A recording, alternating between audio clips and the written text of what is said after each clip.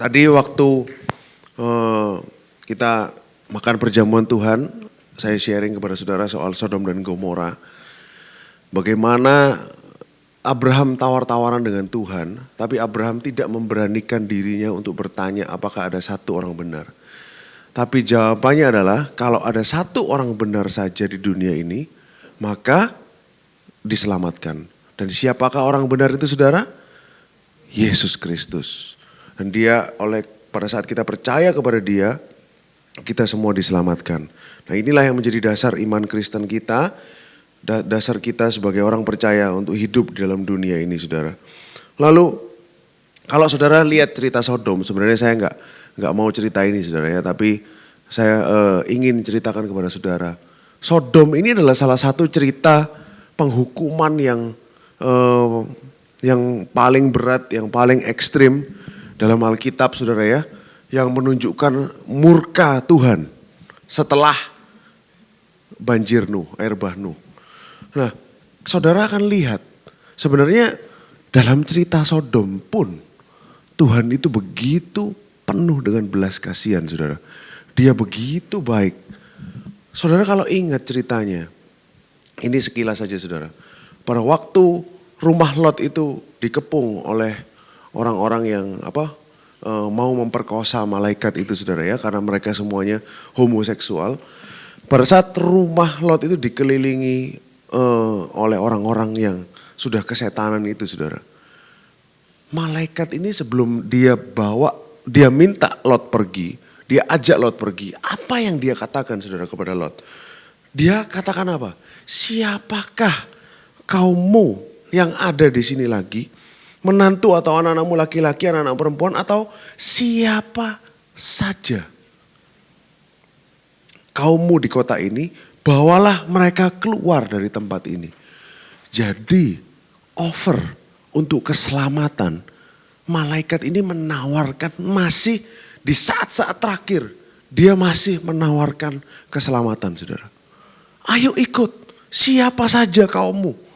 Meskipun yang gak ada di rumah ini, ayo ikut. Bawalah keluar. Ini loh kasih karunia Tuhan saudara. Kalau saudara lihat cerita Sodom, saudara akan lihat Tuhan yang jahat. Tapi kalau saudara lihat lebih teliti, saudara akan menemukan bahwa Tuhan ini adalah Tuhan yang penuh dengan belas kasihan. Sampai saat-saat terakhir dia masih di kota yang begitu keji, yang sudah mau dihancurkan oleh Tuhan, mereka masih menawarkan keselamatan. Inilah hati Tuhan saudara. Heart of God ini loh, hatinya dia itu sebenarnya mercy, grace, belas kasihan. Makanya kalau kita di sini selalu cerita tentang grace dan kasih karunia Tuhan, itulah hatinya dan itulah esensinya Tuhan. Inilah pribadinya dia yang dia nyatakan kepada kita saudara. Dan tidak semua orang bisa mengerti ini. Nah, saya ingin hari ini lanjutkan tentang apa yang saya ceritakan kepada saudara 3 minggu yang lalu. Mungkin banyak dari saudara pada waktu itu yang tidak hadir 3 minggu yang lalu. Saya encourage saudara untuk lihat di YouTube, sudah di-upload sama Tomo. Untuk saudara pelajari, supaya saudara ngerti sambungannya cerita ini. Tapi kalau saya flashback sebentar saudara ya. Apa yang saya ceritakan 3 minggu yang lalu ini adalah soal Hagar saudara. Pada waktu itu Hagar diberikan oleh Sarah sendiri kepada Abram untuk dikawini, lalu Hagarnya hamil. Pada waktu itu Sarah marah dan dia menindas Hagar sampai Hagar pergi. Nah, Sarah kan marah pada waktu itu karena Hagar kurang ajar kepada dia. Lalu di padang gurun apa yang terjadi pada saat Hagar ini minggat saudara ya, kabur dari rumah tuannya. Di situ Tuhan bertemu dengan Hagar. Tuhan menemui Hagar. Lalu Hagar memberikan nama kepadanya Elroy. Lalu Tuhan bilang kepada Hagar, anakmu akan diberi nama Ismail, yang artinya Tuhan mendengar. Lalu Tuhan bernubuat tentang masa depan Ismail. Kamu akan jadi bangsa yang besar. Mirip sekali dengan nubuatan yang diterima oleh Ishak pada waktu itu. Lalu setelah perjumpaan pribadi dengan Tuhan itu, Tuhan suruh Hagar untuk pulang ke rumah majikannya, dan Hagar ajaibnya nurut saudara. Ditindaslah di rumah majikanmu, Hagar ajaibnya nurut dan pulang kembali. Lalu saudara, apa yang terjadi di situ? Dituliskan Abram menamai anak Hagar itu Ismail. Sesuai dengan perintah Tuhan kepada Hagar. Artinya apa saudara? Artinya Abraham percaya apa yang diceritakan oleh Hagar. Nah, Abram percaya, oh iya, dia pulang, Hagar pulang ke rumahnya Abraham, dia bilang, oh iya aku tadi ketemu Tuhan. Tuhan bilang anak ini adalah anak perjanjian. Dia bilang berkatnya A, B, C, D. Lalu namanya Ismail. Abram percaya lalu ikut menamai anak itu Ismail.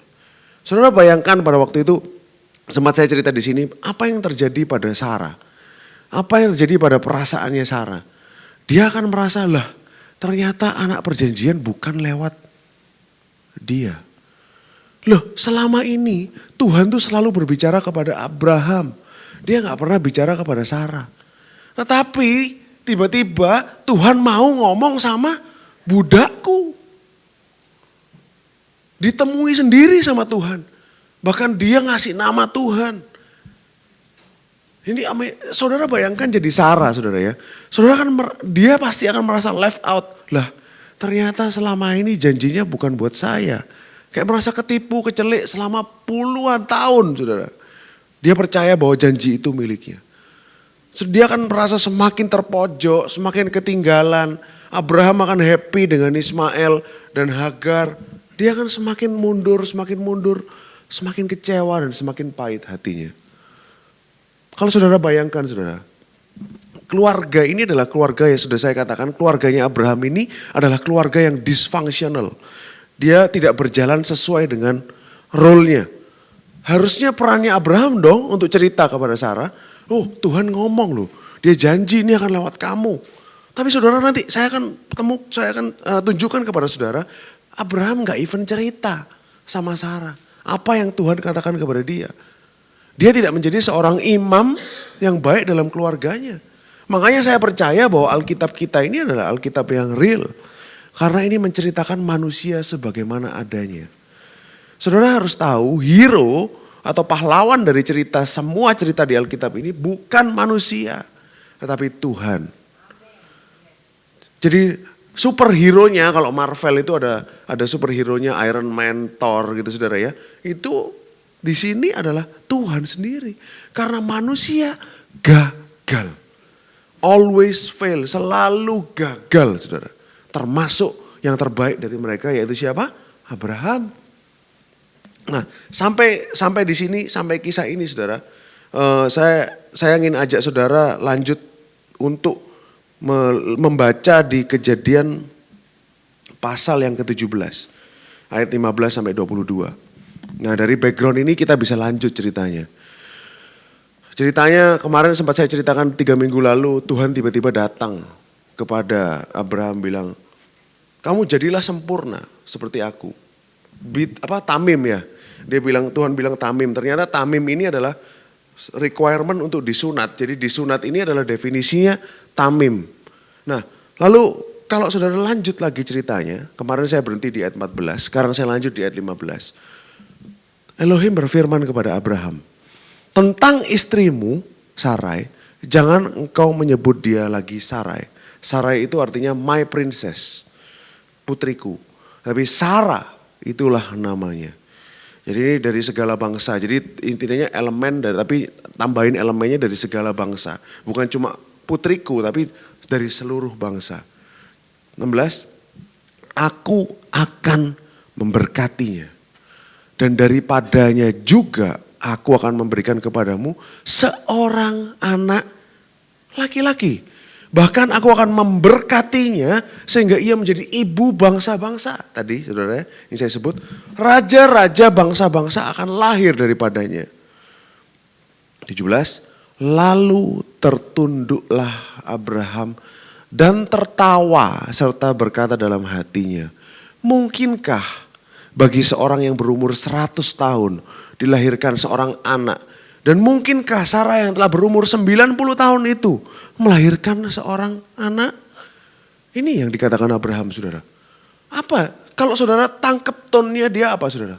Is it possible? Mana bisa? Diketawain loh Tuhan. Boleh dibuka ada enggak terjemahan interlinearnya. Jadi Abram fell on his face.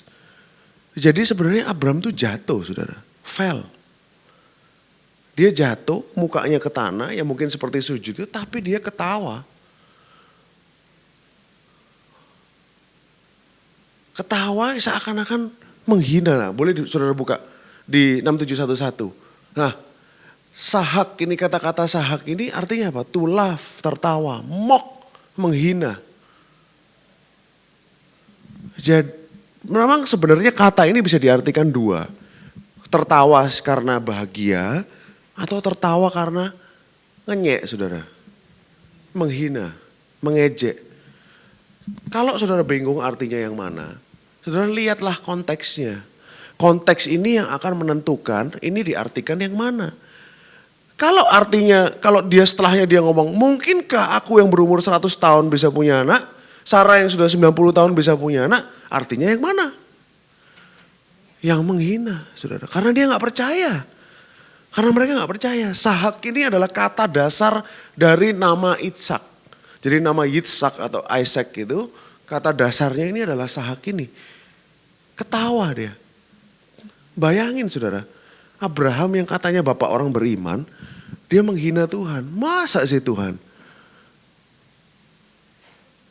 Ketawanya ini ketawa yang menghina, mengejek, mocking lagi.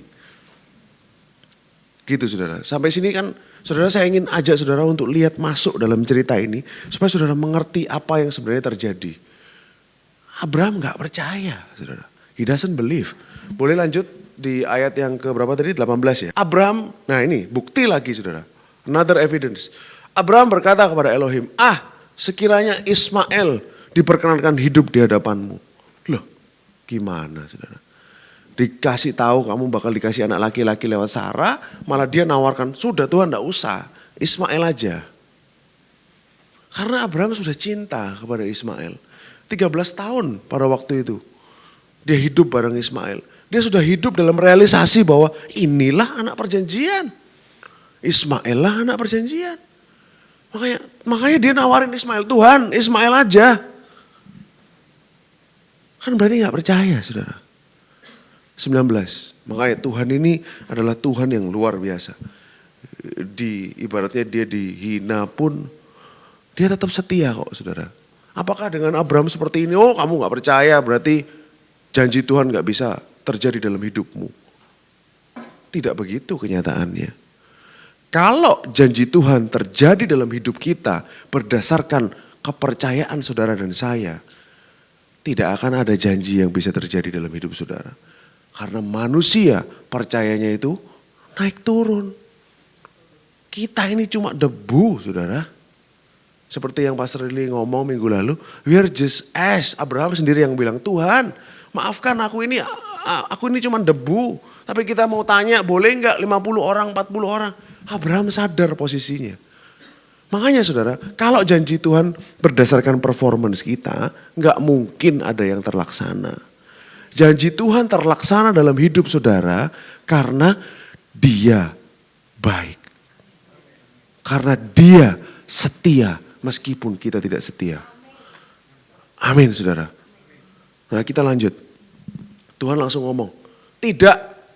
Melainkan istrimu Sarah lah yang akan melahirkan anak laki-laki bagimu. Dan engkau akan menamai dia Ishak. Dan aku akan mengadakan perjanjianku dengan dia. Menjadi perjanjian yang kekal untuk keturunannya. 20. Tentang Ismail. Tuhan masih baik lagi. Ismail diperhatikan sama Tuhan saudara. Tuhan tahu Abraham cinta sama Ismail. Makanya dia perhatikan tentang Ismail. Aku telah mendengarkan permintaanmu. Ia akan ku berkati, ku buat beranak cucu dan sangat banyak. Nih berkatnya mirip kan sama Ishak saudara? Mirip. Bedanya cuma satu. Berkatnya Ishak melalui keturunanmu semua bangsa akan diberkati. Yaitu siapa? Yesus Kristus. Tapi di Ismail gak ada. Berkatnya Ismail gak ada Yesus Kristus. Oleh keturunanmu seluruh bangsa akan diberkati, gak ada saudara. Dia katakan, ia akan memperanakkan 12 raja. Dan aku akan membuatnya menjadi bangsa yang besar. Loh, ini kan janji juga buat Ishak. Makanya mirip saudara. Gak heran kalau Sarah udah percaya. Abraham percaya bahwa Ismail adalah anak perjanjian. Yang dijanjikan. Dikatakan 12 raja saudara. Sama. Ishak loh punya berapa anaknya? Jadi 12 suku. 12 suku Israel. Ini juga dikatakan anaknya Ismail jadi 12 raja. Tuhan itu baik saudara. He's always good. Dia sangat baik. 21. Tetapi perjanjianku. Jadi covenant. Ishak ini adalah anak covenant, anak perjanjian yang akan kuadakan dengan Ishak, yang akan dilahirkan Sarah bagimu. Tahun yang akan datang pada waktu seperti ini juga. Nah, Tuhan ngomong tahun yang akan datang pada waktu seperti ini juga. Dikatakan setelah selesai berfirman kepada Abraham, naiklah Elohim meninggalkan Abraham. Saudara. Nah,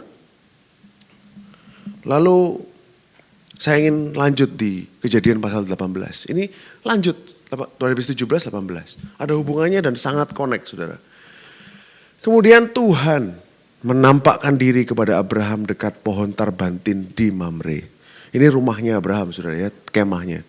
Sedang ia duduk di pintu kemahnya waktu hari panas terik. 2. Ketika ia mengangkat mukanya, ia melihat 3 orang berdiri di depannya. Sesudah dilihatnya mereka, ia berlari dari pintu kemah menyongsong mereka. Lalu sujudlah ia sampai ke tanah. Saudara, kata-kata berlari untuk seorang Ibrani, laki-laki dewasa, berlari itu sudah tidak lazim. Karena apa? Bagi mereka itu kan jubah, mereka pakai jubah. Orang Ibrani pakai jubah. Kalau lari kan harus ngangkat jubahnya. Dijinjing jubahnya. Terus kelihatan kakinya. Bagi mereka kelihatan kaki itu adalah suatu yang memalukan. Jadi orang Yahudi berlari itu jarang sekali. Dan tidak akan pernah terjadi sebenarnya. Makanya pada saat anak bungsu yang hilang, prodigal son, bapaknya lihat dari kejauhan, lalu dia lari menyongsong anaknya. Itulah bapak kita saudara. Sebenarnya gak ada orang Yahudi yang mau lari, jinjing ini kan malu saudara. Dia pakai jubah. Tapi bapak kita gak kenal malu. Dia mengejar kita, memeluk kita. Amin saudara. Karena dia sangat mengasihi saudara dan saya. Nah saya juga heran. Di sini, gimana Abraham tahu kalau ini Tuhan? Bagaimana Abraham ngerti kalau ini Tuhan? Kita nggak tahu saudara. Penulis Alkitab tidak menjelaskan. Bagaimana Abraham bisa realize, bisa mengenali bahwa ini Tuhan? Ayat 3. Serta berkata, Tuanku, jika aku telah mendapat kasih Tuanku, janganlah kiranya lampaui hambamu ini. Do not pass me by. Dalam bahasa Inggrisnya do not pass me by. Itu nanti saya akan jelaskan maksudnya apa. 4. Biarlah diambil air sedikit, basuhlah kakimu, duduklah beristirahatlah di bawah pohon ini. 5. Biarlah aku ambil sepotong roti supaya tuan-tuan segar kembali. Kemudian bolehlah tuan-tuan meneruskan perjalanannya sebab tuan-tuan telah datang ke tempat hambamu ini. Jawab mereka, perbuatlah seperti yang kau katakan itu. Lalu Abraham segera pergi ke kemah. Mendapatkan Sarah berkata, segera ambil 3 sukat tepung yang terbaik. Remaslah itu dan buatlah roti bundar. Saudara, kalau saudara notice tadi, sepotong roti katanya. Tapi yang dia 3 sukat ini, itu sebenarnya ambil tepung berapa banyak saudara? 16-18 kilo tepung. Kan banyak saudara. Gak mungkin jadi sepotong roti, ini bisa ngasih makan orang banyak. Apa yang Abraham lakukan ini ekstravagan, luar biasa dia. Lalu ayat 7. Lalu berlarilah Abraham kepada lembu sapinya. Ia mengambil seekor anak lembu yang empuk dan baik dagingnya, memberikannya kepada seorang bujangnya, lalu orang ini segera mengolahnya. Anak lembu itu dagingnya berapa banyak sih saudara? 100 kilo lebih loh. jadi dagingnya, anak lembu itu. Saudara makan steak di restoran tuh berapa gram aja loh saudara. Cuma 400 gram, 300 gram. Ini Abraham dia potong satu ekor lembu jadi 100 kilo daging lebih. Buat Tuhan. Pada waktu itu. Karena dia tahu yang datang ini spesial. Nah, lalu lanjut 8. Kemudian diambillah dadih dan susu serta anak lembu yang telah diolah itu. Dihidangkannya di depan orang-orang itu dan ia berdiri dekat mereka di pohon itu sedang mereka makan. Jadi Abraham seperti pelayan di situ. Dia nungguin mereka makan di hidangan. Jadi dia sendiri yang nungguin, dia berdiri saudara. Ayat 9. Lalu kata mereka kepadanya, di manakah Sarah istrimu? Jawabnya, di sana, di dalam kemah. Kalau saudara pikirkan pertanyaan ini, kira-kira Tuhan tahu nggak Sarah di mana saudara? Tahu, dia maha tahu kok. Sama seperti pada waktu Tuhan datang ke Taman Eden. Di manakah engkau Adam? Tuhan nggak tahu di mana Adam? Tahu saudara, sangat ngerti. Tapi yang dia katakan dia tanyakan bukan posisi. Dia ingin tanya, where are you? Standingmu. Apa ibaratnya posisi statusmu ini di mana? Pada saat Adam berdosa, dia sudah kehilangan kemuliaan Tuhan. Dia sudah nggak pakai lagi kebenarannya Tuhan. Sekarang dia jadi orang berdosa, jadi musuhnya Tuhan. Makanya posisinya dia sudah terpisah. Where are you? Makanya Tuhan tanya seperti itu kepada Adam.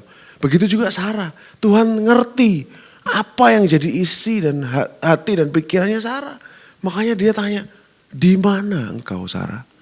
Karena apa? Dia pasti merasa kecewa karena menunggu terlalu lama. Ternyata fail, bukan dia.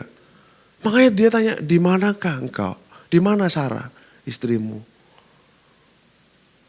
Saudara bisa nangkep maksudnya saudara?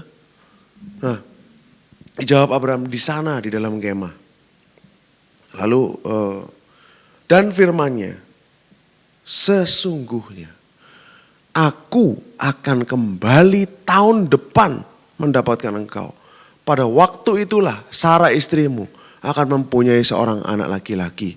Dan Sarah mendengarkan pada pintu kemah yang di belakangnya. Jadi Sarahnya nguping saudara ya pembicaraan ini. Nah kalau saudara lihat di ayat 10 ini boleh dibuka interlinearnya. Sebenarnya kata-kata tahun depan tuh gak ada saudara. Bahasanya dalam bahasa Ibrani itu nggak ada nyebutin tahun depan, itu nggak ada. Itu terjemahan saja. And he said, surely I will return. Aku akan kembali to you according to the time of life. Ini orang-orang masih bingung. Loh, according to the time of life ini apa? Jadi aku akan datang kepadamu according to time of life. Ka'et hayah dalam dalam bahasa Ibraninya ka'et hayah ini artinya apa? Banyak yang menginterpretasikan, banyak yang berusaha mengartikan saudara. Ada yang mengartikan bahwa oh ya hidup kan terdiri dari musim-musim kehidupan. Nanti akan ada musimnya di mana Tuhan akan datang memberikan Sarah anak. Terus ada yang mengartikan juga bahwa time of life ini adalah springtime. Musim semi. Nah karena apa saudara? Kalau saudara perhatikan sebenarnya saudara mundur sejenak. Saudara pasti sudah tahu ending dari cerita ini. Cerita ini soal apa sih saudara sebenarnya? Cerita Sarah ini soal apa saudara? Resurrection, kebangkitan. Karena dia yang mati dibangkitkan. Kalau saudara tahu springtime ini kan kita nggak mengalami musim semi di sini saudara ya. Tapi bagi orang-orang di iklim-iklim yang dingin, subtropis atau dingin, musim semi ini adalah musim kehidupan. Karena apa? Pada waktu musim dingin semuanya mati. Nggak ada dedaunan, semuanya kering. Tapi pada waktu musim semi ini mulai pohon-pohon mulai berbunga. Mulai ibaratnya kayak saudara tahu mungkin di Jepang pohon sakura. Itu musim semi ini adalah musim di mana kehidupan itu keluar dari kematian. Pada waktu itu. Makanya springtime ini ada yang percaya bahwa ini adalah musim semi. Kalau saya pribadi saudara, saya percaya yang springtime karena sesuai dengan konteksnya. Sesuai dengan alur ceritanya. Jadi ada seasonnya. Springtime Tuhan datang. Dia ngomong detail saudara Tuhan pada waktu itu. Nanti saudara akan lihat di Kejadian pasal 21. Nah lanjut di ayat 11 boleh. Ayat 11, adapun, nah, ini Alkitab menjelaskan lagi. Ini naratornya ngomong lagi saudara. Adapun Abraham dan Sarah telah tua dan lanjut umurnya. Dan Sarah telah mati haid. Itu artinya apa? Ini kandungannya sudah tidak berproduksi lagi. Kandungannya sudah mati saudara. Alkitab ingatkan lagi, Abraham sudah tua, lanjut umur, bahkan Sarah ini sudah gak bisa punya anak. Sudah gak bisa memproduksi sel telur lagi karena dia udah tua. 12. Nah ini saudara, jadi tertawalah Sarah dalam hatinya. Katanya, akan berahikah aku setelah aku sudah layu, sedang tuanku sudah tua. Alkitab ini luar biasa saudara. Makanya didetail sekali kalau paham bahasa Ibraninya. Boleh dibuka ayat 12 ini. Tertawalah Sarah ini sama bahasanya 6711 Sahak tadi. Itu kata dasar dari nama Ishak. Kenapa kok dia dinamai Ishak? Salah satu penyebabnya adalah ini.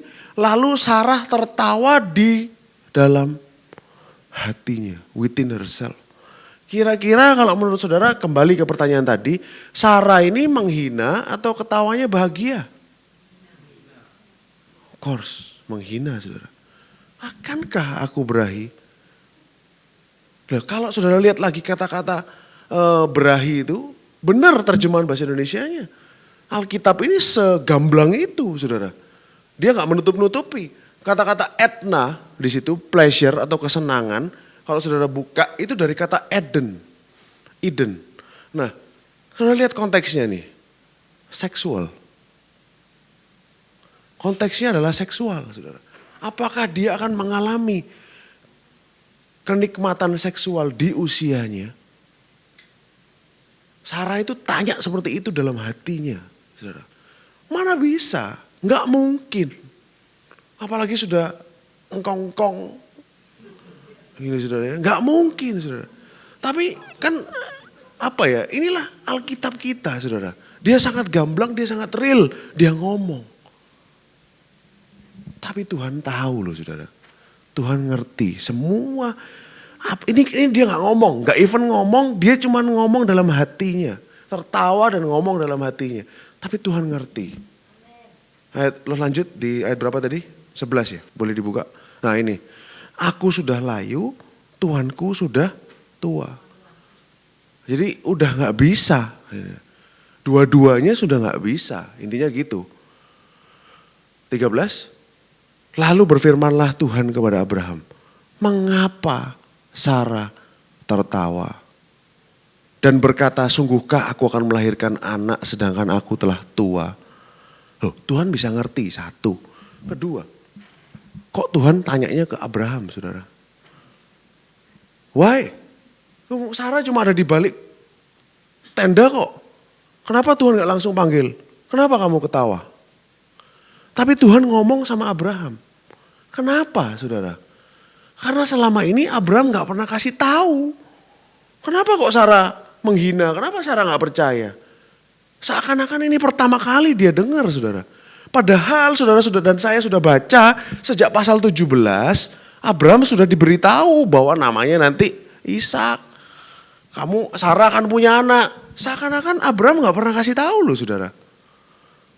Menurut saya sangat logis dan reasonable dan valid untuk membuat suatu analisa dan deduksi bahwa kenapa kok Abraham yang ditanyain? Karena Abraham gak pernah cerita sama istrinya. Disindir sama Tuhan. Kenapa kok dia ketawa?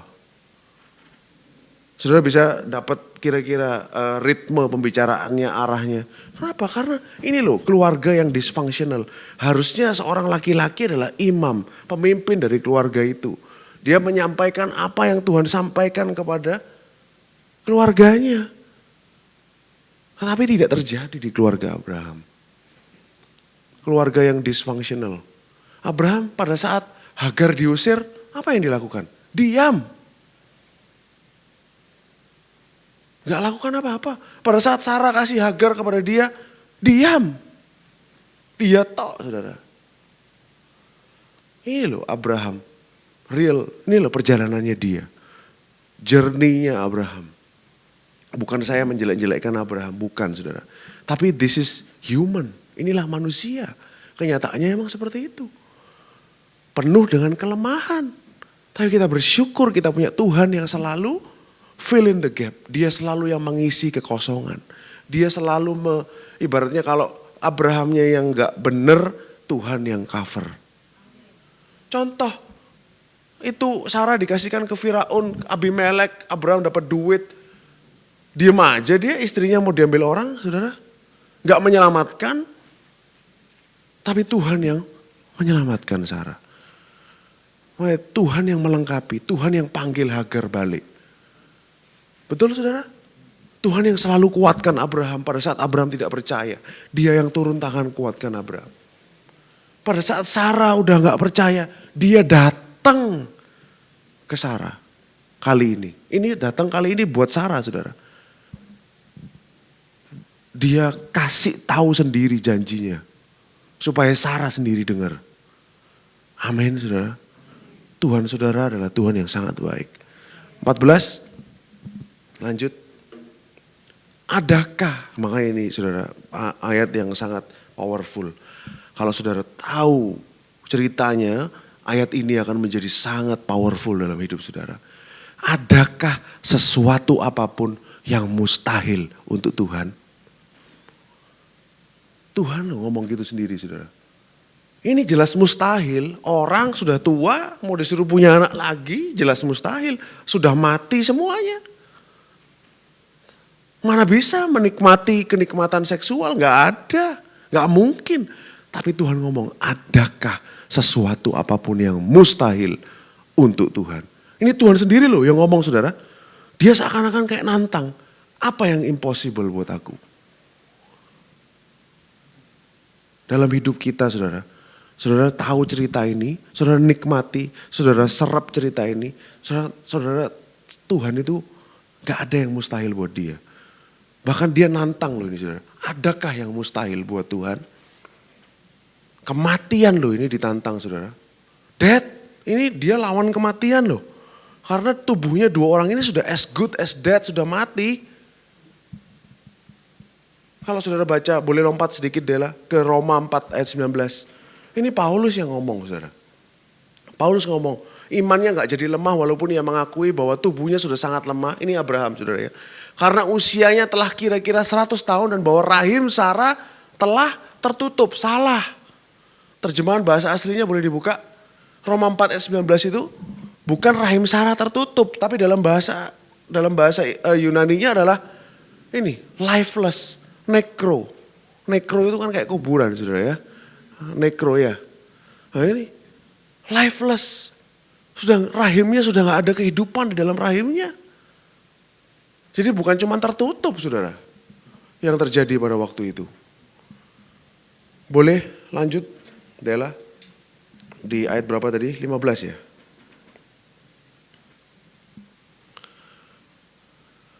Eh, 14-nya apa boleh dibuka? Nah. Adakah sesuatu apapun yang mustahil untuk Tuhan?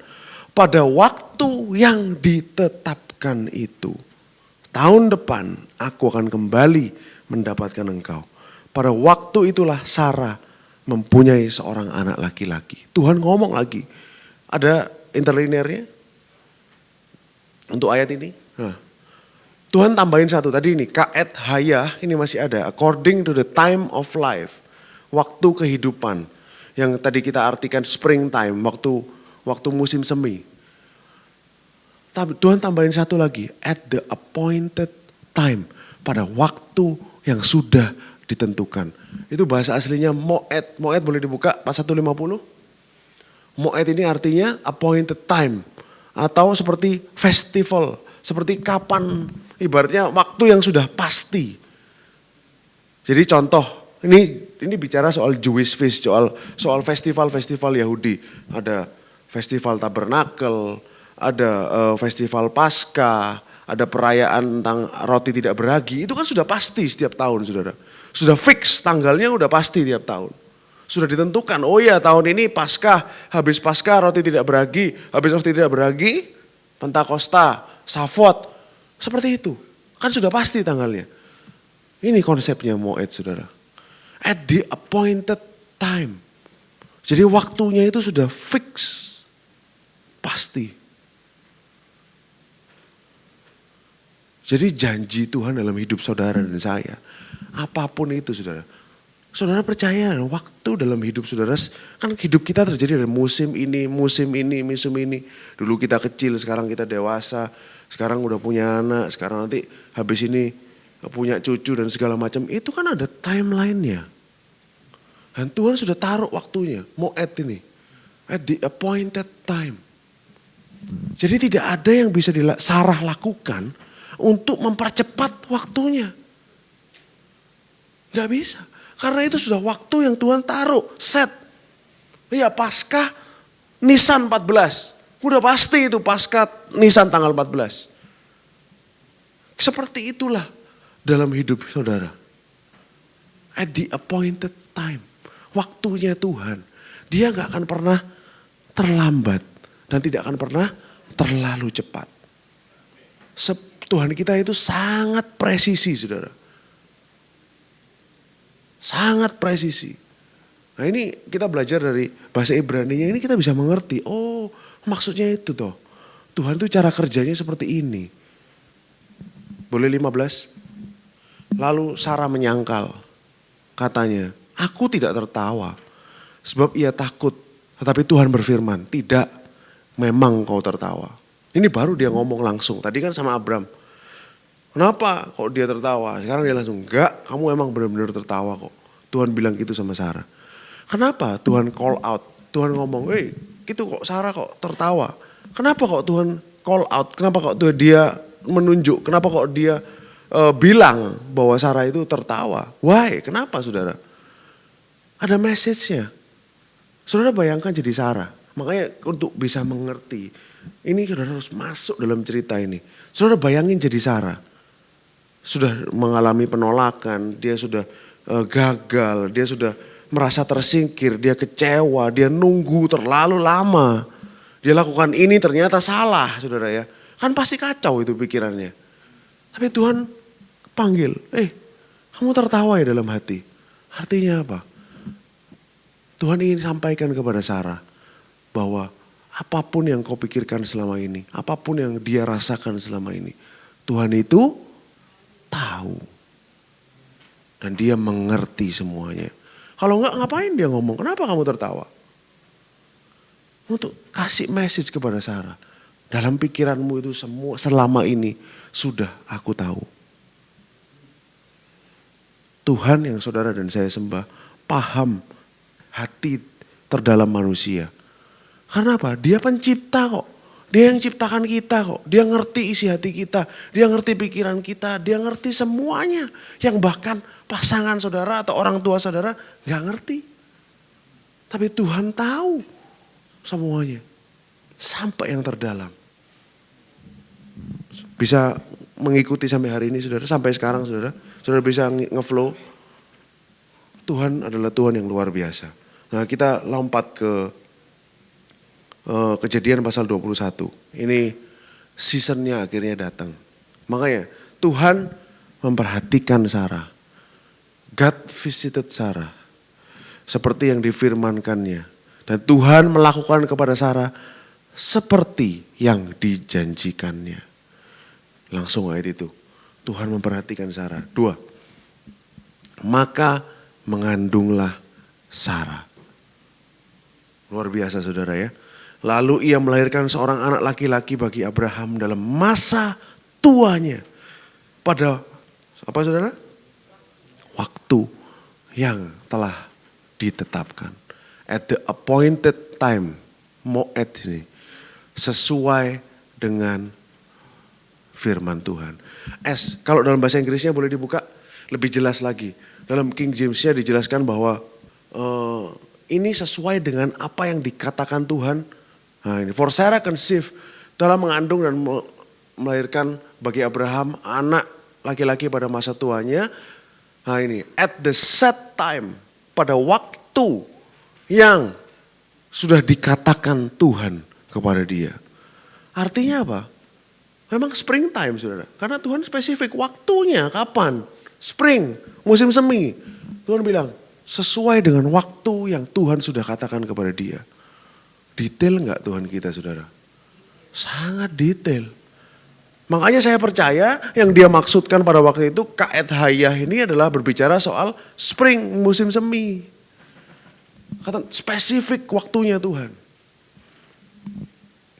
Lanjut ayat 3. Abraham menamai anak yang baru lahir itu Ishak, yang dilahirkan Sarah baginya. Ini kata dasarnya sama dengan kata-kata tertawa tadi, sahak saudara ya. Lanjut 4. Kemudian Abraham menyunat Ishak anaknya itu ketika berumur 8 hari seperti yang diperintahkan Elohim kepadanya. 5. Adapun Abraham berumur 100 tahun ketika Ishak anaknya lahir baginya. 6. Berkatalah Sarah, Elohim telah membuat aku tertawa. Setiap orang yang mendengarnya akan tertawa karena aku. 7. Lagi katanya, siapa tadinya yang dapat mengatakan kepada Abraham, Sarah menyusui anak, namun aku telah melahirkan seorang anak laki-laki baginya pada masa tuanya. Amin saudara. Amin saudara. Yang keenam, tadi ayat 6 dikatakan tertawa. Kalau ini tertawa yang ayat 6 ini konteksnya apa saudara? Bahagia, dia mengucap syukur. Bukan lagi dia menghina atau ibaratnya mengejek Tuhan. Jadi apa yang Tuhan lakukan buat Abraham dan Sarah ini adalah dia mengubah tertawanya mereka yang tertawa sinis. Yang tertawa yang ibaratnya tertawa yang menghina jadi tertawa yang penuh dengan kebahagiaan dan ucapan syukur. Amin saudara. Itulah yang Tuhan lakukan buat mereka. Saudara bayangkan. Ini Tuhan yang benar-benar mengatasi kemustahilan saudara. Makanya apapun yang tidak mungkin dalam hidupnya mereka. Dikatakan bahwa oh ya sudah bagaimana bisa menikmati hubungan seks. Ternyata bisa. Habis itu gak mungkin mengandung. Malah mengandung bahkan menyusui lagi saudara. Emak-emak menyusui ini kan juga lucu saudara. Tapi Tuhan bisa bikin itu yang mustahil itu jadi real. Dia kembalikan yang mati ini dihidupkan sama dia. Sampai bisa. Pokoknya tidak ada, makanya dia bilang adakah yang mustahil bagi Tuhan? Gak ada. Nothing is impossible. Makanya cerita Isaac ini, cerita tertawa ini amazing. Dihina sama Tuhan dia bilang, oh gak mungkin Tuhan gini-gini. Yang benar, dia kan gak percaya itu saudara. Tapi Tuhan tidak berubah. Dia tetap lakukan apa yang sudah dia janjikan. Karena janjinya itu bukan berdasarkan performance saudara, tetapi berdasarkan karakternya dia yang tidak bisa berubah. Asyar, yang dulu ada, yang ada, dan yang akan datang. Itu berbicara soal the unchanging God. Dia gak akan pernah berubah. Kita bersyukur Tuhan kita gak pernah berubah dari dulu, sekarang, sampai selama-lamanya saudara. Makanya kalau dulu Tuhan bisa, Tuhan saudara lihat di sini, oh Tuhanku gak ada yang mustahil. Buat dia Tuhan bisa nantang. Dia nantang kematian saudara. Apa yang mustahil buat Tuhan? Hari ini sama. Tidak ada yang mustahil bagi Tuhan. Karena dia gak berubah. Asyar. Dia selama-lamanya sama. Kalau dulu dia baik, hari ini dia baik, besok dia baik. Amin saudara. Kalau dulu gak ada yang mustahil bagi dia, hari ini buat saudara juga gak ada yang mustahil. Besok pun gak ada yang mustahil buat Tuhan. Amin saudara. Ini loh yang kita mesti ceritakan, kita mesti terus tekankan tentang karakternya Tuhan yang begitu baik. Karakternya dia yang begitu indah. Tuhan kalau saudara bisa mengapresiasi, saudara bisa menikmati karakternya Tuhan ini. Saudara kan tahu Tuhan itu begitu indah. Tuhan itu begitu manis. Tuhan itu begitu baik, luar biasa. Tidak ada siapapun di bumi ini yang karakternya sebaik Tuhan, gak ada. Saudara bisa lihat karakternya dia. Begitu belas kasihannya itu besar. lebih besar daripada judgment-nya dia. Penghakimannya dia. Lalu cerita kelahiran Ishak ini adalah cerita resurrection. Sebenarnya ini adalah cerita kebangkitan. Dari yang mati bisa keluar kehidupan. Tuhan kan sengaja nunggu, saudara. Sengaja dia biarin nunggu Sarah. Ditunggu sampai mati badannya. Sampai sudah gak mungkin dia punya anak. Baru Tuhan berkarya. Betul? Kalau mungkin Sarah hamilnya waktu dia masih usia produktif meskipun tua. Tapi sudah masih usia produktif. Mungkin gak se-amazing ini ceritanya. Tapi sengaja Tuhan delay. Untuk menunjukkan bahwa dia mampu mengatasi kematian. Makanya cerita Ishak ini adalah foreshadow, tipologi dari Kristus. Dari Yesus Kristus yang nantinya akan bangkit mengalahkan kematian. Kelahiran Ishak adalah kebangkitan yang mengalahkan kematian. Kematian Yesus, kebangkitannya, Yesus juga akan mengalahkan kematian. Cerita Ishak ini menunjuk kepada Yesus Kristus. Nantinya, ini kan kandungannya, rahimnya Sarah ini sudah seperti kuburan. Mati, saudara. Tapi Tuhan bisa keluarkan kehidupan dari suatu tempat yang mati. Sama, dikubur Yesus itu jadi tempat sumber kehidupan. Karena Yesus bangkit dari situ. Itu bukan lagi sebuah kubur, tapi apa? Taman. Sumber kehidupan, di mana ada kehidupan di situ. Inilah cerita ini nunjuknya ke sana, saudara. Nunjuknya ke sana. Lalu pada akhirnya saya berpikir, saudara, kenapa kok namanya dibikin Ishak? Oke, karena bapak ibunya dulu menghina Tuhan. Dia ngetawain Tuhan, Sarah dan Abraham. Dua-duanya, saudara ya. Mungkin itu yang bisa terpikir dalam pikiran kita. Tapi sebenarnya saudara, nama Ishak ini artinya he laugh. Dia tertawa. Siapa yang tertawa? Pernah gak saudara berpikir siapa yang tertawa? Kalau saudara lihat dari konteks cerita ini, bagaimana Tuhan mengalahkan maut. Siapa yang tertawa saudara? Tuhan. Sebenarnya kebangkitan atau kelahiran Ishak, kebangkitan Kristus itu menunjukkan kemenangan yang telak atas maut. Jadi Tuhan itu tertawa. Kalau saudara lihat hidupnya Ishak, nggak ada dikatakan Ishak tertawa dalam hidupnya. Kalau saudara baca perjalanannya Ishak sampai dia mati, nggak ada dikatakan Ishak tertawa. Tapi kenapa namanya dibilang dia tertawa? Oh, soal Abraham. Loh, tapi kan nama ini kan adalah soal orangnya. Bukan soal yang lain-lain. Karena Ishak ini adalah tipologi dari Yesus. Dia yang akan mengalahkan maut. Lalu apa? Dia tertawa atas musuh-musuhnya. Amin, saudara. Makanya dikatakan, oh death, where is your sting?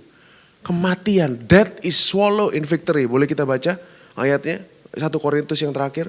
Tuhan lawan dosa dan kematian itu kecil buat dia. Makanya dia sampai tertawa. Adakah yang mustahil bagi Tuhan? Ditantang loh saudara, adakah yang mustahil bagi Tuhan? Tonnya saudara lihat tema cerita ini sama. Makanya dikatakan dia tertawa. Siapa yang tertawa? Tuhan lah. Ngetawain siapa? Ngetawain kematian. Karena kematian gak bisa menang lawan dia. Dia sudah menang lawan maut sekali untuk selama-lamanya. Jadi maut bukan lagi bagian saudara dan saya. Pada saat saudara menutup mata di bumi ini, saudara langsung bersama-sama dengan dia di surga. Maut, makanya dikatakan karena yang dapat binasa harus mengenakan yang tidak dapat binasa. Yang dapat mati ini harus mengenakan yang tidak dapat mati. Bicara soal tubuh kemuliaan. 4. Dan sesudah yang dapat binasa mengenakan yang tidak dapat binasa, yang dapat mati mengenakan yang tidak dapat mati, jadi ganti tubuh kemuliaan, maka akan genaplah firman Tuhan yang tertulis, maut telah ditelan dalam kemenangan. 55. Hai maut, di manakah kemenanganmu? Hai maut, di manakah sengatmu. Kemenangan Kristus di kayu salib, kebangkitannya itu mutlak, saudara. Dia menangnya bukan menang tipis, bukan, saudara. Dia menangnya ini kalau sepak bola menang besar, saudara. Bukan cuma menang 1-0, tapi dia menangnya 10-0 ini atas kematian. Makanya, oh death, where is your sting? Di manakah sengatmu maut? 56. Makanya 56 ini kita mesti lanjut baca. Sengat maut ialah dosa. Dan kuasa dosa ialah hukum Taurat. Saudara kalau baca jangan sepotong. Lanjutkan sampai selesai. Sengat maut, makanya hai maut, di manakah sengatmu? Berarti hai maut. Betul. Di manakah dosa? Di manakah sengatmu itu kata-kata sengat ganti dosa. Sesuai dengan definisi Paulus. Hai maut, di manakah dosa? Karena Tuhan sudah mengalahkan dosa di kayu salib. Dia sudah ampuni kita 100%, saudara. Dia sudah ampuni dosa saudara masa lalu, masa ini, dan masa sekarang. Karena dia di luar waktu. Bahkan dosa saudara besok Tuhan sudah ampuni 2000 tahun yang lalu. Amin, saudara. Makanya sengatnya maut adalah dosa. Kuasa dosa ialah hukum Taurat. Tuhan tanya, di manakah dosa? Gak ada. Paham, saudara? Sampai sini saudara semakin hari semakin ngerti. Tuhan ini ternyata Alkitab ini artinya dalam. Bukan cuma sengat. Dulu kita mengartikan sengat maut, sakitnya waktu mati. Bukan, saudara. Kalau saudara lihat, sengat ini adalah dosa. Dan kuasa dosa ialah hukum Taurat. Makanya iblis dengan berbagai macam cara berusaha untuk pasang lagi hukum Taurat. Supaya apa? Pada saat hukum Taurat dipasang lagi, dosa keluar lagi. Karena apa? Hukum Taurat ini adalah power of sin. Kalau saudara mengajarkan hukum Taurat, saudara sedang memberi kuasa kepada dosa. Bodoh, saudara, sebenarnya itu. Karena Tuhan sudah kalahkan semua dosa itu. Saudara sudah genapi hukum Taurat, dia sudah selesaikan semuanya dengan sempurna 2000 tahun yang lalu. Jangan pasang lagi hukum Taurat itu. Jangan berikan power lagi kepada dosa. Makanya di sini kita nggak mengajarkan hukum Taurat, kita ajarkan kasih Yesus. Karena kasih itu adalah kuasa yang jauh lebih kuat daripada hukum. Amin, saudara. Pada saat orang diberi hukum Taurat, dia dikasih pagar-pagar di luar. Oh nggak boleh nanti gini, oh nggak boleh nanti gini. Tapi pada saat kasih itu melingkupi hati saudara, mengubahkan hati saudara, saudara akan punya pagar dari dalam. Saudara gak akan mau. Saudara akan merasa itu bukan aku. Tuhan terlalu mencintai aku untuk aku kembali ke sana. Remnya itu dari dalam, saudara, lebih cakram daripada rem di luar. Rem di luar sering diakali, saudara, tapi rem di dalam ini gak akan bisa diakali. Karena dia ada di dalam kita. Bersama-sama dengan kita setiap hari. Amin, saudara. Saya harap saudara diberkati, saudara semakin mengerti Tuhan kita yang baik. Saudara, meskipun gereja ini mungkin dalam tanda kutip tidak mengajarkan sesuatu yang praktikal.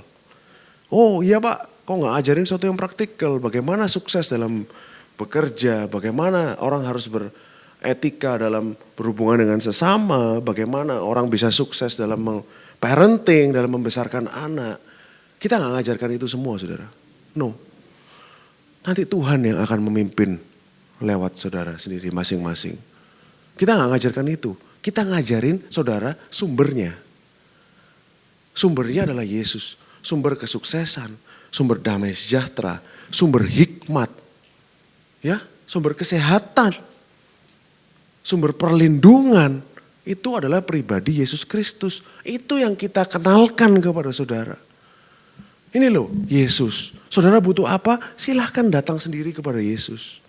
Nanti Tuhan Yesus yang akan pimpin saudara dalam hal-hal praktikal itu setiap hari dalam hidup saudara. Karena nggak bisa, kalau saudara realistis. Saya dulu orang yang suka belajar saudara, saya suka dengerin orang podcast, saya suka dengerin khotbah, saya suka dengerin seminar-seminar motivasi, cara hidup sukses dan segala macam. Tidak ada satu cara yang bisa digunakan untuk semua orang, nggak ada, bohong gitu saudara. Karena setiap orang kasusnya berbeda.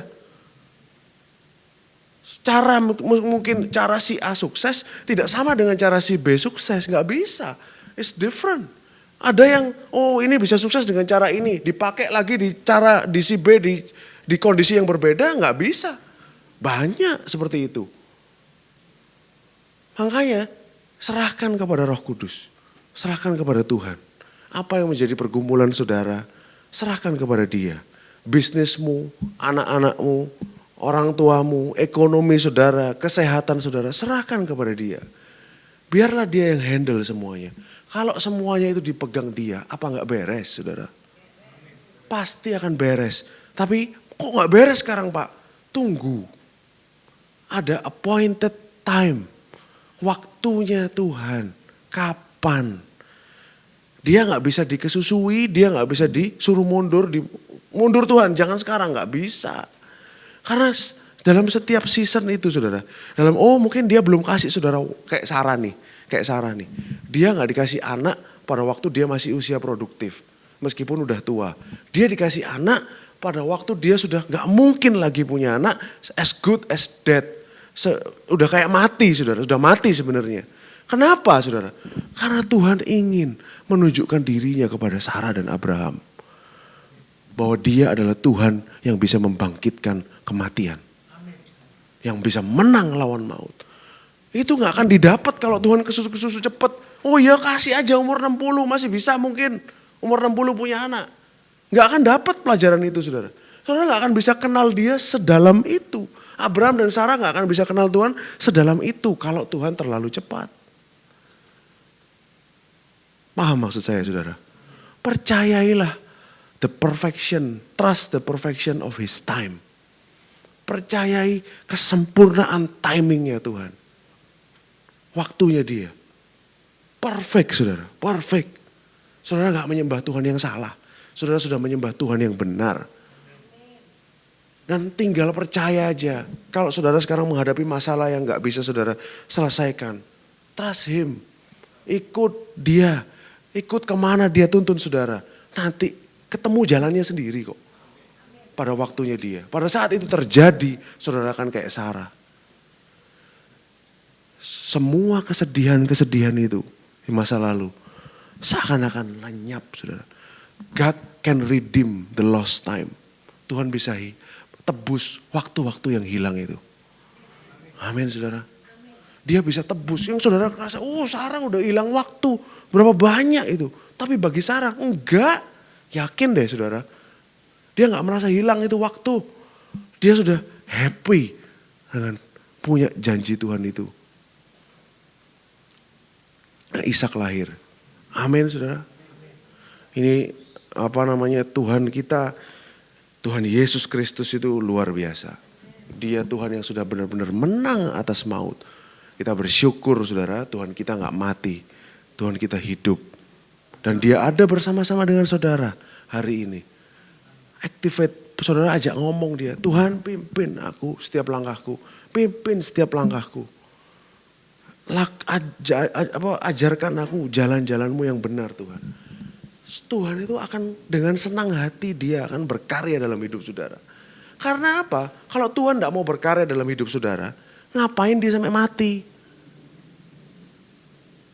Kalau Tuhan gak mau berkarya dalam hidupmu, buat apa Dia mati di kayu salib? Dia mati di kayu salib supaya bisa bersama-sama dengan saudara. Supaya saudara disucikan sehingga namanya Roh Suci itu, Roh Kudus itu bisa masuk dalam hidup saudara.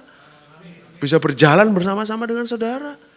Saudara punya sesuatu yang orang-orang di luar tuh gak punya. Amin saudara. Amin. Saya harap saudara diberkati. Mari kita berdoa. Saya undang pemain musik. Terima kasih Tuhan. Engkau sungguh baik, terima kasih. Kasih-Mu begitu besar buat kami Tuhan. Saya selesai berbicara, tetapi Engkau belum Tuhan. Terus nyatakan diri-Mu lebih lagi kepada jemaat NCC. Perbaharui setiap hati mereka Tuhan. Biarlah mereka merasakan dan mengetahui betapa baiknya Engkau. Pemazmur katakan, kecaplah, taste and see, kecaplah dan lihatlah betapa baiknya Tuhan. Terima kasih Tuhan, terima kasih. Kau berkati seluruh aspek hidup mereka Tuhan. Kau berkati kesehatan mereka, berkati pekerjaan mereka. Lindungi mereka Tuhan. Berikan mereka hikmat, kesehatan, sukacita. Karena Engkau sangat mengasihi anak-anak-Mu di tempat ini Tuhan. Sehingga Engkau mau menyatakan pribadi-Mu kepada mereka. Terima kasih Yesus, terima kasih. Damai sejahtera-Mu Tuhan melingkupi setiap orang di tempat ini. Biarlah kami pulang, kami semakin sadar. Bukan sadar akan diri kami sendiri dan bukan sadar akan masalah kami. Tapi kami sadar tentang siapa yang ada bersama-sama dengan kami. Terima kasih Yesus, di dalam nama Yesus kami berdoa dan mengucap syukur. Haleluya. Amin. Mari beri